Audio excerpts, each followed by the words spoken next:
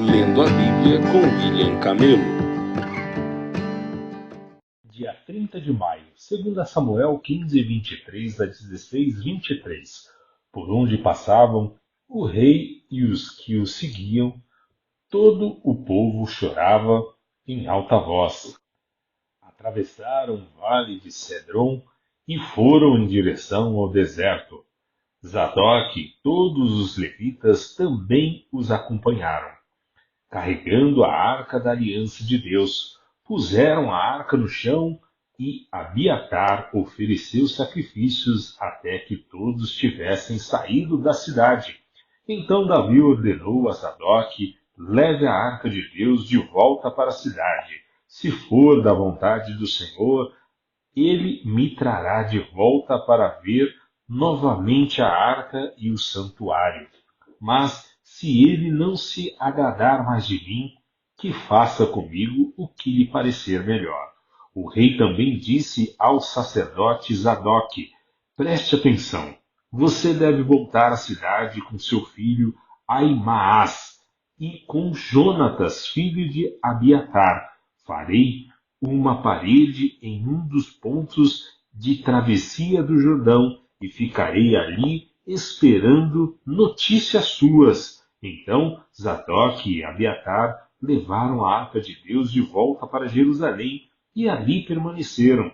Davi prosseguiu pelo caminho para o Monte das Oliveiras, chorando enquanto andava, estava com a cabeça coberta e os pés descalços. Os que iam com ele também tinham a cabeça coberta e choravam enquanto subiam ao monte. Quando alguém informou a Davi que Aitofel, seu conselheiro, agora apoiava Absalão, Davi orou: ó Senhor, faze que a Aitofel dê conselhos errados a Absalão.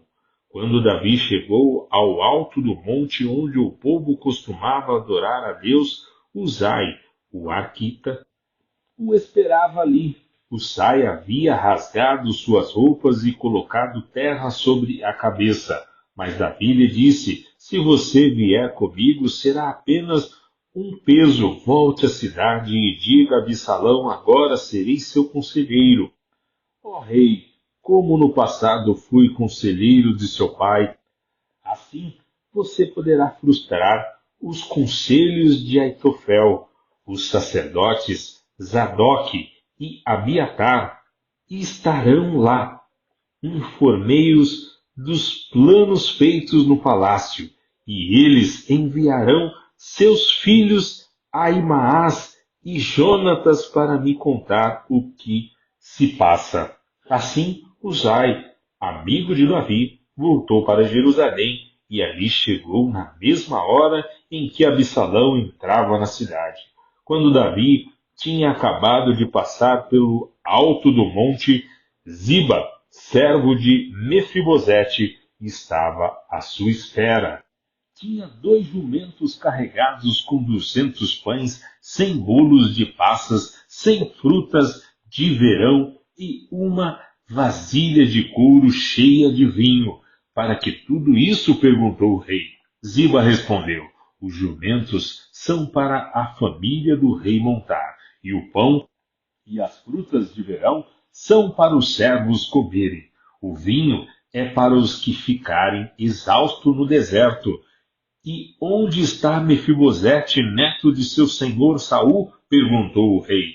Ziba respondeu: ficou em Jerusalém, pois disse: hoje o povo de Israel me devolverá o reino do meu avô Saul.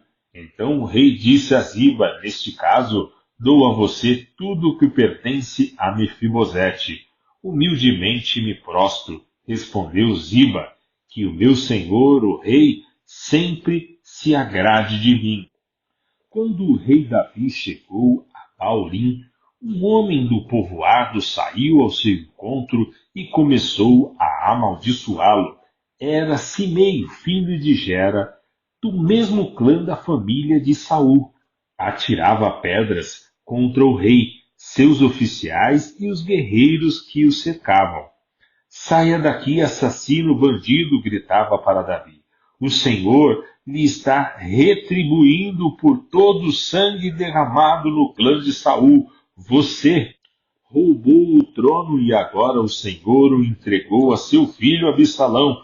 Finalmente está provando de seu próprio remédio, pois é assassino. Então Abissai, filho de Zeruia, disse: por que este cão morto amaldiçoa meu senhor o rei?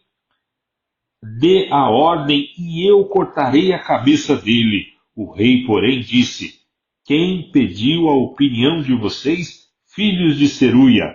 Se o Senhor mandou este homem me amaldiçoar, quem são vocês para questioná-lo? Então Davi disse a Abissai e a todos os seus servos: meu próprio filho procura me matar. Não teria este parente de Saul ainda mais motivo para fazer o mesmo? Deixe-no em paz, que ele me amaldiçoe, pois foi o Senhor que o mandou. Talvez o Senhor veja que tenho sido injustiçado e me abençoe por causa dessas maldições de hoje. Assim, Davi e seus homens prosseguiram em seu caminho. Simeios seguia pela encosta de um monte próximo, amaldiçoando Davi e atirando pedras e terra contra ele. O rei e todos que o acompanhavam chegaram exaustos ao rio Jordão e por isso descansaram ali.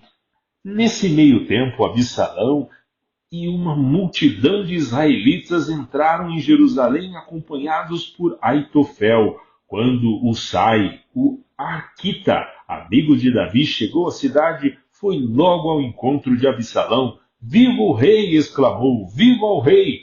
É assim que você mostra lealdade a seu amigo Davi? Perguntou-lhe Absalão.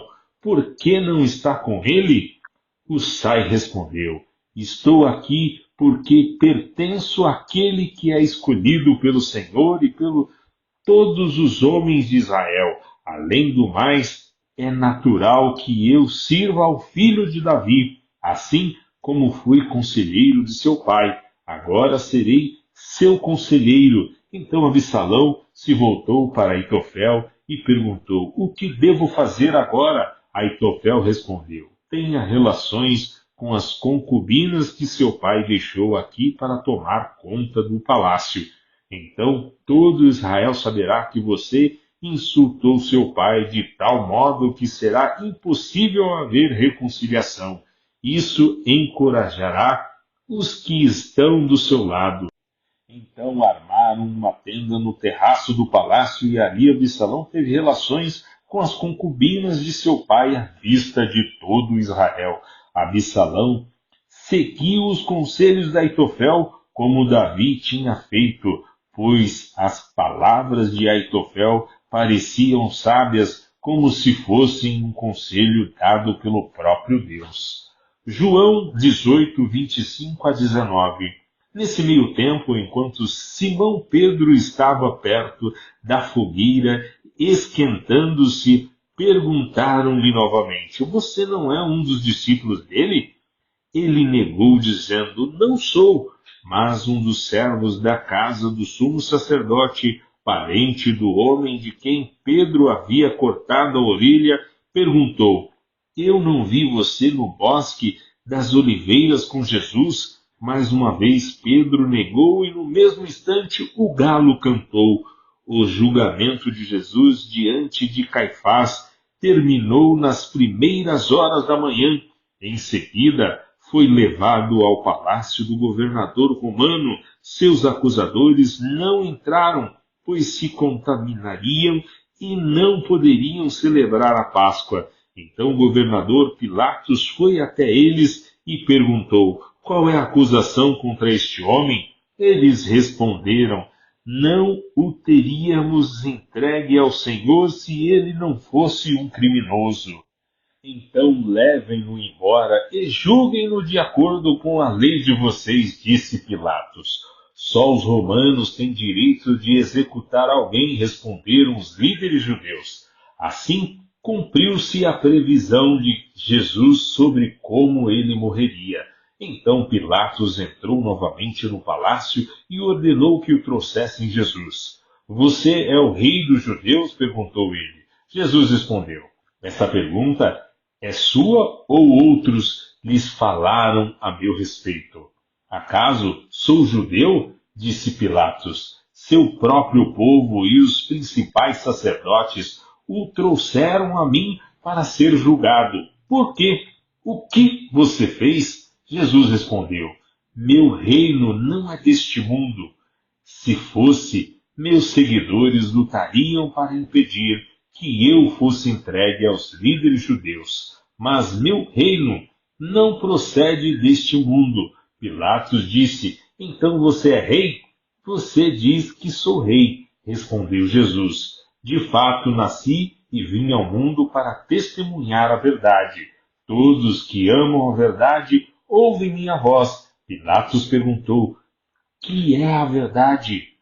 Depois que disse isso, Pilatos saiu outra vez para onde estava o povo e declarou, ele não é culpado de crime algum, mas vocês têm o costume de pedir que eu solte um prisioneiro cada ano na Páscoa. Vocês querem que eu solte o rei dos judeus? Eles, porém, gritaram, não, este homem não, queremos Barrabás. Esse Barrabás era um criminoso. Então Pilatos mandou açoitar Jesus. Os soldados fizeram uma coroa de espinhos e a colocaram em sua cabeça. E depois puseram nele um manto vermelho. Zombavam dele, dizendo, salve rei dos judeus, e batiam em seu rosto. Pilatos saiu outra vez e disse ao povo, agora eu vou trazê-lo aqui para vocês, mas que fique bem claro, eu o considero inocente. Então Jesus saiu com a coroa de espinhos e o manto vermelho. Vejam aqui, está o homem, disse Pilatos. Quando os principais sacerdotes e os guardas do templo viram, começaram a gritar, crucifique-o, crucifique-o, levem-no vocês e crucifiquem-no.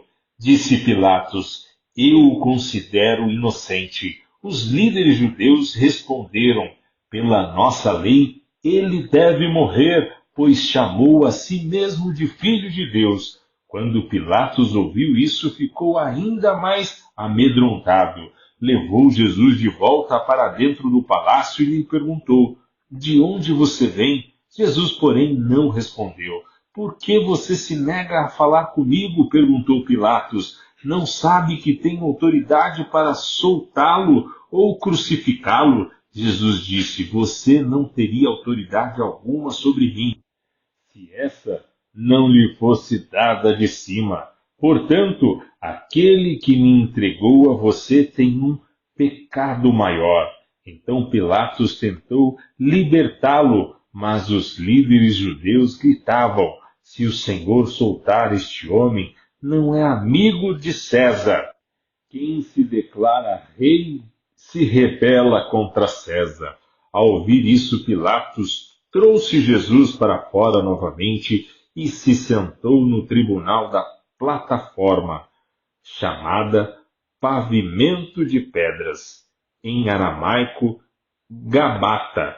Era por volta de meio-dia no dia da preparação para a Páscoa. E Pilatos disse ao povo, vejam, aqui está o seu rei.